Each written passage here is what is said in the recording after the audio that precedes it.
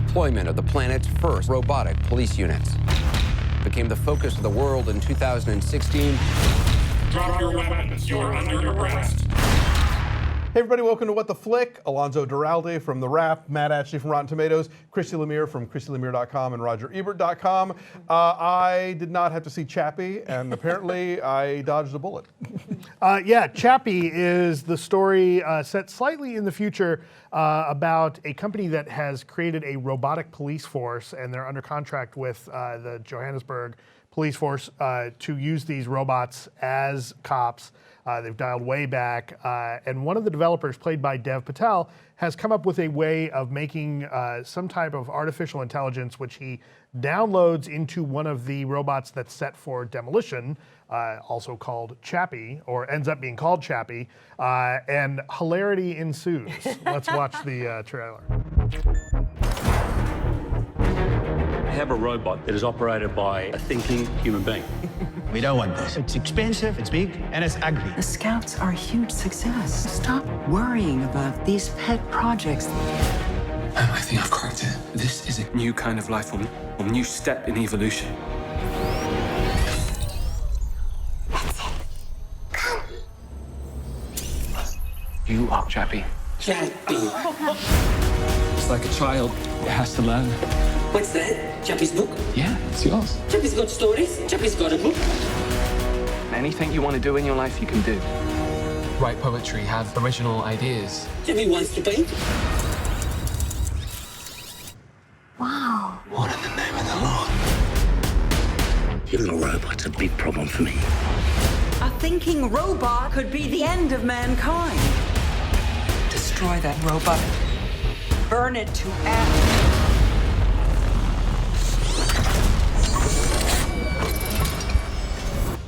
I don't want to die. I want to live. If you want to survive, Chappie, you must fight.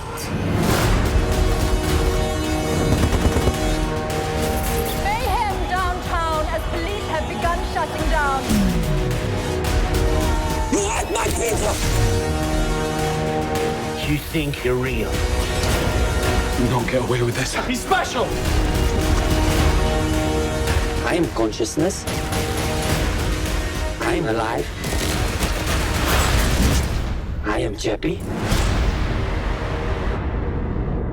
This movie is really cool looking technically, right? Because Weta Digital did the effects. Chappie is very seamlessly integrated into everything that's going on, and I guess the way it worked was, because it's Charlton Copley who does the voice. Yeah. And I guess he But the motion capture also. Yes, right? and so it feels believable in his movements, going from a scared little kid hiding in the corner to the swagger of a gangster that he gets because of who was raising him. Right. That all feels believable, and I wish that it were in the service of a better, more thoughtful story. Yeah, I found this really frustrating because at its core, there's this story about kind of artificial intelligence and, you know, the difference between a mechanized soul versus a human soul, and it's kind of consistent with what Blomkamp has been exploring in his movies. It's definitely in the same wheelhouse as District 9, definitely in the same wheelhouse as Elysium.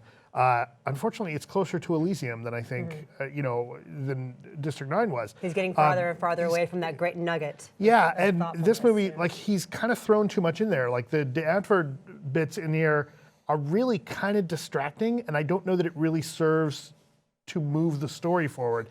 It almost gets too gimmicky with them. With the gangsters who raised Chappie, Ninja and Yolandi. Yeah, who are part of this band, this South African hip hop techno band called Die Advert. And you know, say what you will about them, they have a very unique look and a very unique music style. I don't know that it really adds anything to the movie because it gets distracting. It's a little bit, you know, and it's a weird grounding that they're essentially playing themselves, which comes off a little weird as well. And they become Chappie's like de facto parents. Right. And I always wondered, are we supposed to think that they're ridiculous?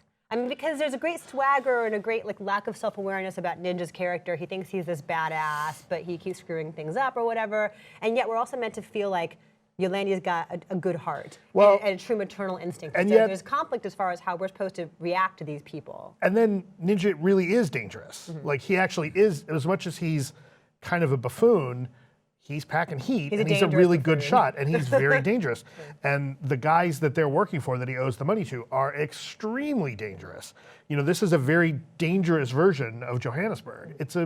But it's interesting because I guess what's frustrating about this movie for me is that it seems relatively light, and for the most part, yes, it's kind of got this lighthearted look at this character of Chappie trying to decide who he's going to be.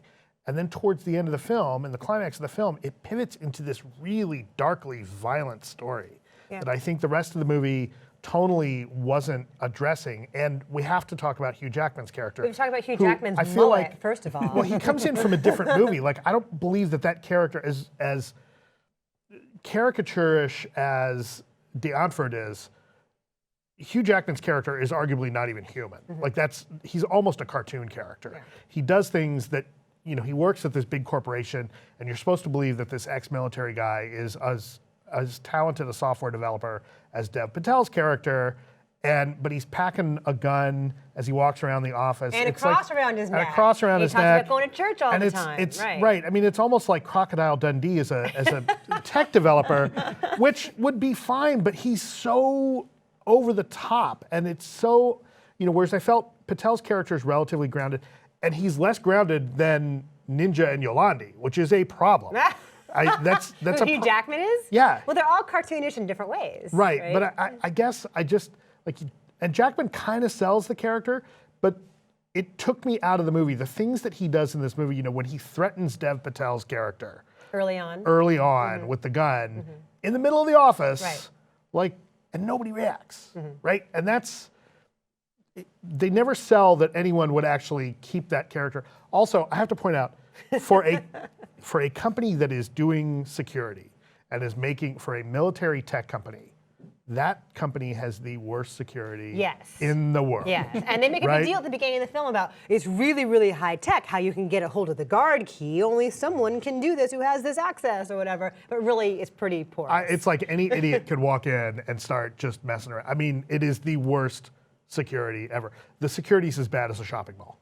I mean, it's terrible. But also, you know, they're trying to get so many ideas here, none of which is terribly novel, right? We were walking out talking about all the different movies that this is. It's RoboCop meets Short Circuit meets Transcendence. Yeah. And there are so many movies that were groundbreaking and had novel ideas about the dangers of technology and the squishy relationship between man and machine and how complicated that is. And this just says nothing new. It says it with some cool technology, but like afterward, did we learn anything? Were we challenged at all? No. And there's a really frustrating moment where in the second half of the movie, it starts to tilt towards what is consciousness. And what does that mean? And it does a couple of different versions of that.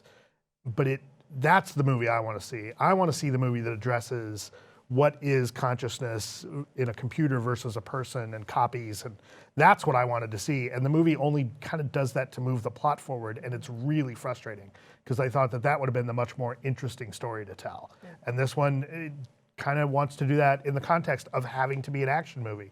Now maybe that's what Blomkamp has to do to get these stories told. Make it a big action movie that's super violent. It's kind of too much.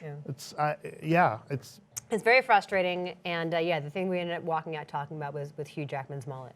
Yes. Which I don't think is what they intended. You left humming the mullets. Right. So disappointing, frustrating. Your number is what? 5.5. It's fine.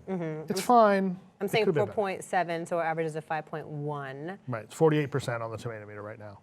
So don't see anything this week, basically. Just take our word. Stay home and watch TV. Bye.